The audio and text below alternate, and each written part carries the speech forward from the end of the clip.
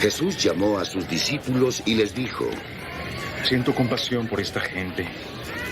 Han permanecido conmigo 3 días y no tienen que comer y no quiero despedirlos en ayunas. Puedes desfallecer en el camino. Le dicen los discípulos: ¿De dónde procurarnos en este desierto pan suficiente para esta multitud? ¿Cuántos panes tenéis? Díceles Jesús: 7. Ellos dijeron: Y unos pocos pececillos.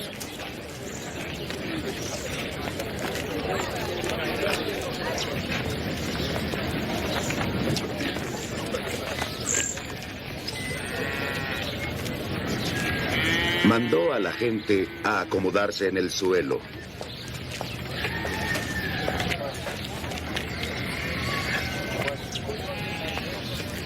Luego tomó los 7 panes y los peces, y dando gracias los partió, e iba dándolos a los discípulos y los discípulos a la gente.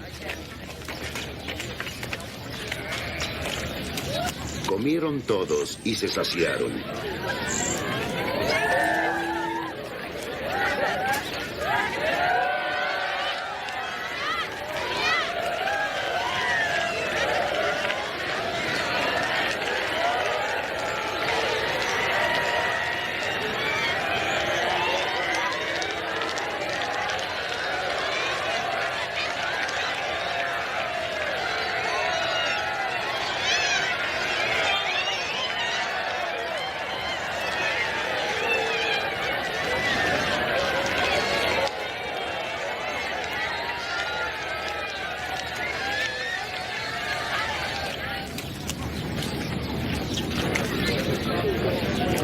Al terminar, los discípulos recogieron 7 espuertas llenas de trozos de pan que habían sobrado. Los que habían comido eran 4,000 hombres, sin contar mujeres y niños. Despidiendo luego a la muchedumbre, subió a la barca y se fue al término de Magadán.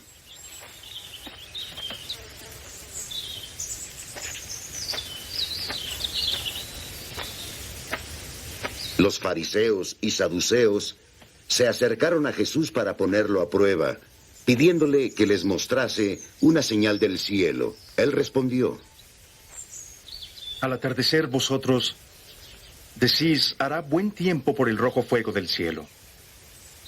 Y a la mañana, hoy habrá tormenta porque el cielo tiene un rojo sombrío. Con que sabéis discernir el aspecto del cielo, y no podéis discernir las señales de los tiempos.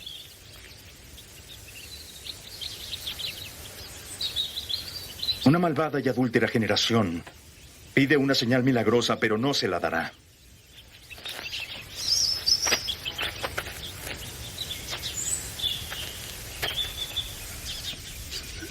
Excepto la señal de Jonás.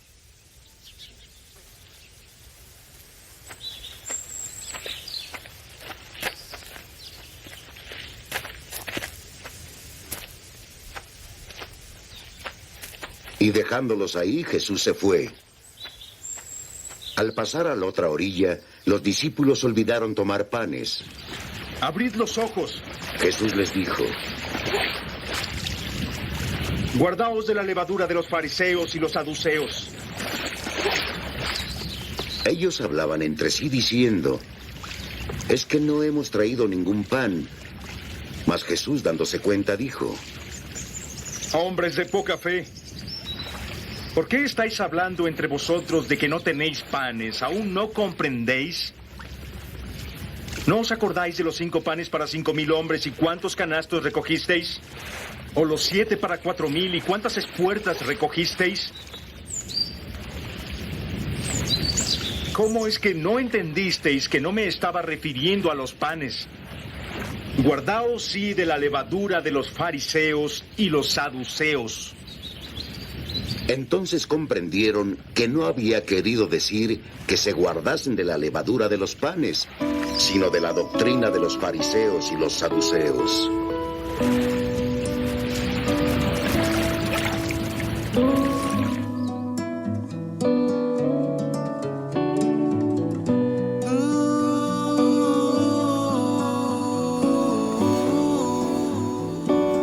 Hermanos, ¿cómo están? Queridos Los hermanos, todos ustedes que están en sus casas, un saludo cariñoso. Aquí desde orillas del mar de Galilea, vean ustedes qué hermoso mar. Tenemos aquí una brisa preciosa, un clima fresco, pero pues gracias a Dios porque, bueno, pues este es el mar a donde sucedieron todas estas cosas de las que vamos a leer, aquí en Mar de Galilea, aquí en Israel. Pues un saludo, hermanos, desde estos lugares, y vamos a ver en esta hora nuestro capítulo ya de Marcos, por favor, en el capítulo 8. Vamos a ver la alimentación de los 4,000, ¿verdad? Esta anécdota que parece todavía también pues una copia de la que tuvimos con la alimentación de los 5,000, pero no. Aquí es de 4,000, la otra fue de 5,000, y vamos a ver algunos detalles que cambian bastante. Con la ayuda del Señor, Padre, en el nombre de Jesús, que tu palabra corra y sea glorificada en esta hora. Te damos muchas gracias, Dios, por esta palabra. Bendice a mis hermanos allá en casa, a sus familias, y que sea de bendición para todos nosotros. En el nombre de Jesús, amén. Bien, leemos que en aquellos días, capítulo 8, versículo 1, en aquellos días, como había una gran multitud y no tenían que comer, Jesús llamó a sus discípulos y les dijo: tengo compasión de la gente, porque ya hace 3 días que están conmigo y no tienen que comer. Y si los enviaran ayunos a sus casas, se desmayarán en el camino, pues algunos de ellos han venido de lejos. ¿Entiendes? Bueno, ya sería, imagínense, tanta gente, y pues estaban ya como que todos esperando en qué momento acababa, yo creo, para ya regresarse a algún lugar a comer, ¿no? Versículo 4, sus discípulos le respondieron: ¿de dónde podrá alguien saciar de pan a estos aquí en el desierto? Él les preguntó: ¿cuántos panes tenéis? Ellos dijeron: 7. En el otro milagro fueron 5 nada más, aquí fueron 7. Entonces mandó a la multitud que se recostase en tierra, y tomando los 7 panes, recuerdan, ¿verdad?, la consagración tan hermosa en el mensaje de los 5,000. De esa manera, pues dio gracias a Dios, los partió, los dio a los discípulos para que los pusiesen delante, y los pusieron delante de la multitud. Tenían también unos pocos pececillos, y también los bendijo, y mandó que también los pusiesen delante. Así que comieron y se saciaron, y recogieron de los pedazos que habían sobrado 7 canastas, imagínense, 7 canastas. Eran los que comieron como 4,000, y los despidió. Y luego, entrando en la barca con sus discípulos, vino a la región de Dalmanuta. Esta es la región de Dalmanuta, aquí al lado del mar de Galilea, precisamente. Y bueno, dijimos que a menudo se confunden este milagro con la alimentación de los 5,000 que se registra en los 4 evangelios. Aquí solamente Marcos y Mateo registran este evento. En Mateo 15, del 32 al 39, está también el registro, ¿verdad?, el testimonio de este milagro maravilloso. El primero tuvo lugar en Galilea, el de los 5,000, ¿verdad?, la multiplicación de los 5 panes, 5,000 panes, fue ahí en Galilea, aquí cerca de Betsaida, a donde después vamos a ir, ¿verdad? Vamos a tener ahí también pues una historia hermosa. Y ahí, en ese milagro, pues predominantemente los que estaban ahí en esa multiplicación de los panes, de los 5,000 panes y los pececillos, mayormente eran judíos. Pero este milagro está cerca de Decápolis. ¿Se acuerdan que estuvimos en Decápolis apenas, verdad? Ayer estuvimos ahí. Incluyó a la mayoría gentiles. Ahí ya no eran tantos judíos, pero eran muchos gentiles. En el primer milagro, Jesús empezó con 5 panes y 2 peces, mientras aquí tiene solamente 7 panes, dice que eran 7 panes y pocos pececillos. Entonces sí hay aspectos que diferencian uno de otro, ¿verdad?, los acontecimientos. los que muchos se confunden creen que es el mismo que se repitió la historia, pero no. Vemos que los 5,000 habían estado con él un día, pero los 4,000 en este momento, ¿verdad?, habían estado con él 3 días, ¿sí? Y aquí, por ejemplo, dice que sobraron 12 canastas después de que los 5,000 comieron en el primer milagro. Pero aquí solo 7 canastas de pedazos después de que los 4,000 comieron. O sea, en el primer milagro sobraron 12 canastas, ¿verdad? Y aquí solamente 7 canastas. Ok. Bueno, muy bien, vamos ahora a ver ahora en la historia, que ya vieron la película de esta alimentación, los 4,000. También vemos aquí como los fariseos, ¿verdad?, de repente llegan a donde está Jesús, ahí todos ceremoniosos y con sospechas y con un espíritu de juicio, de condenación. Dice aquí que vinieron entonces los fariseos y comenzaron a discutir con él, en el versículo 11, capítulo 8, y le pedían señal del cielo para tentarle, como siempre, o sea, queriendo hacer que Jesús hiciera algo con que lo pudieran de ahí acusar, condenar, juzgar. Y gimió en su espíritu, o sea, fue como algo así que le causó al Señor pues una tristeza, ¿no? Y entonces les dijo, ¿por qué pide esta señal esta generación? ¿Por qué está pidiendo señal esta generación de fariseos que estaban allí en esos momentos con él? Les dice, de cierto os digo que no será dada señal a esta generación. Y entonces, dejándolos, volvió a entrar a la barca, aquí en el mar, y se fue a la otra ribera, ¿sí?, hacia allá. Y bueno, pues algo que podemos ver que nos dice la historia acerca de los fariseos, pues que era el grupo más grande, el grupo más importante, ¿verdad?, de todos en esos momentos. Y estos fariseos eran los que controlaban las sinagogas. Y bueno, el significado de la palabra en sí, fariseo, quiere decir separado. Sí, ellos se separaban, no querían estar con los gentiles, no querían ni siquiera con los del mismo pueblo, se sentían una élite especial, ¿verdad? Ellos aceptaban el Antiguo Testamento, creían en los ángeles y en los demonios, y en la vida después de la muerte y en la resurrección del cuerpo. Esto los diferenciaba desde luego de los saduceos. Luego los saduceos estaban todavía pues peor tantito, ¿verdad? Los saduceos eran partido de los ricos y eran los que cuidaban el templo y se oponían a los fariseos siempre. Y ellos aceptaban únicamente el Pentateuco, o sea, los primeros 5 libros de Moisés. Para ellos era su autoridad definitiva. Y bueno, por ejemplo, no creían en la vida después de la muerte, negaban la existencia de los ángeles, de los demonios, y desde luego su principal enemigo era Jesús. Por eso se unieron con los fariseos, pues para matar a Jesús. Y dice entonces ahí que Jesús y los discípulos cruzaron al lado occidental del mar de Galilea, donde se encontraron con los fariseos que todavía estaban furiosos con él debido a su acusación anterior. Recuerdan que de hipocresía, cuando el Señor los acusó, en el capítulo 7 lo vimos, ¿no? Estaban todavía furiosos, encendidos, llenos de ira. Pero esta vez le tentaron para que demostrara o que diera una señal de autoridad divina, ¿no?, del cielo. Y la verdad no querían un milagro terrenal, ¿no?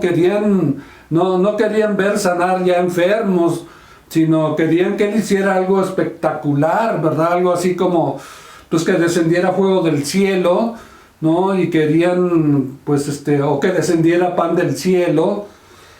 Ya parece, ¿no? Pero bueno. Pero la respuesta de nuestro Señor aquí vemos que fue de profunda aflicción y desilusión. Así como diciendo, qué trágico que estos que son los dirigentes religiosos del pueblo, escogidos de Dios, tengan un corazón tan duro y que estén tan ciegos espiritualmente. Y bueno, su deseo de señal del cielo no era otra cosa sino, pues esto era una evidencia más bien de su incredulidad, ¿no?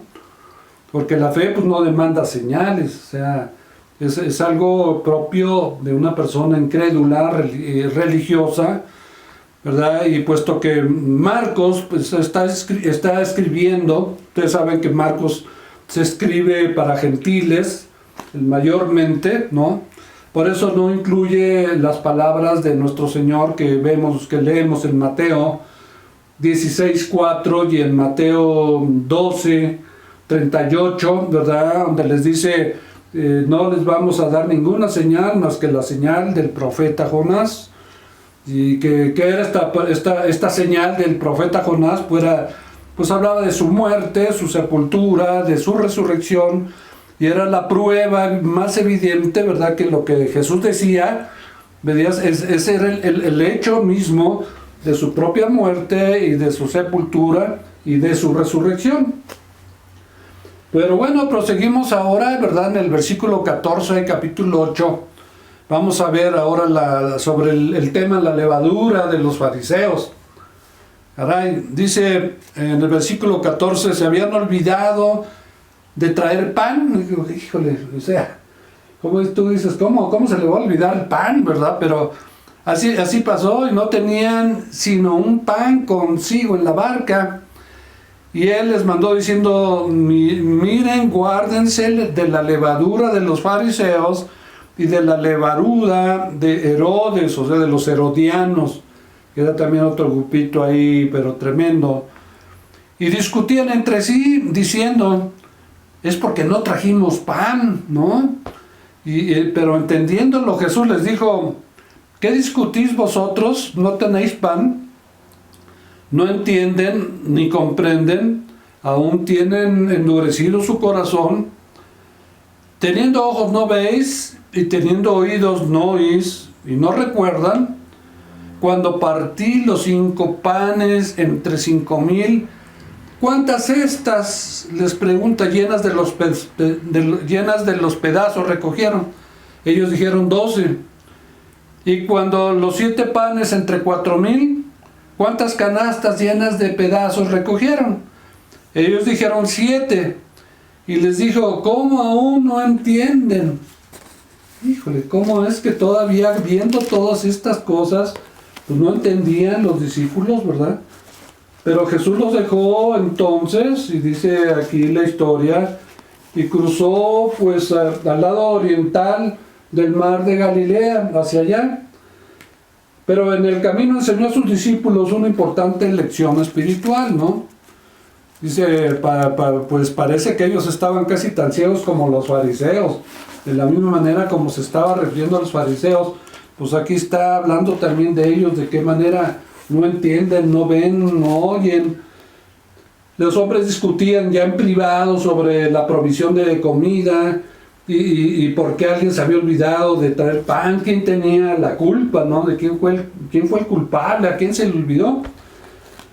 Pero el hecho de que él había multiplicado, hermanos, el pan en 2 ocasiones, y había alimentado a más de 10,000 personas, pues evidentemente había dejado una profunda impresión en ellos, pues como no, imagínense la impresión, ¿no?